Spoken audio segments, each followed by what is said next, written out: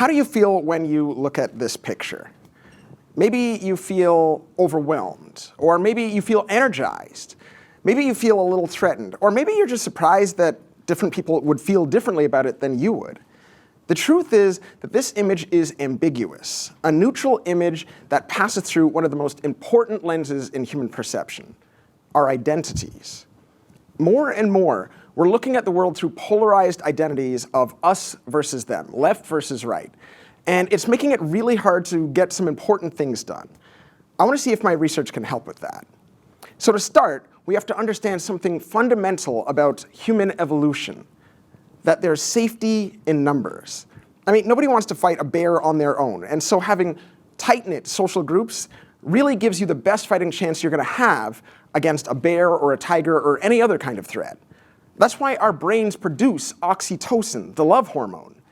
It makes us more willing to cooperate, it increases trust and empathy, but oxytocin is not actually a love hormone, it's a stress hormone. It's released when we feel threatened. And when the bigger the threat that we feel, the stronger our desire to reinforce our social bonds. When we're in polarized environments, those social bonds are the very thing that's under threat, and so we become hypersensitive to cues of social identity. They become the easiest ways to tell what's safe from what's not. And that helps us to explain why different people would see this picture in different ways.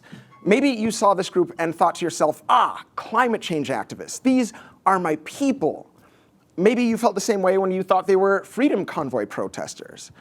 Maybe one of those groups made you feel threatened. And if it did, then your brain reacted as though it saw a bear. Unfortunately, when we label groups as them instead of us, it decreases trust, it decreases empathy, and it increases our willingness to use aggression. And we can get caught in these unfortunate feedback cycles of polarization where I feel threatened and so I respond with aggression. Unless I'm curious.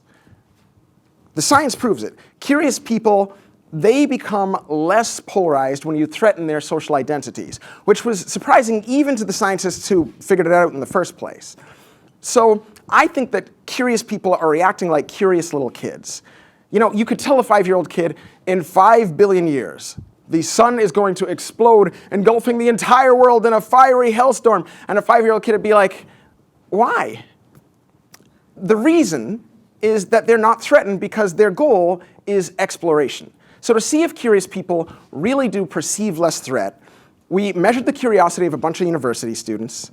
Then we measured the curiosity of a bunch of university students. We had them play a game that threatened their identities, and then we would measure the level of threat they feel. The hope is that we can reduce the level of threat and ultimately end the cycle of polarization. So let me know if you're curious. Thanks.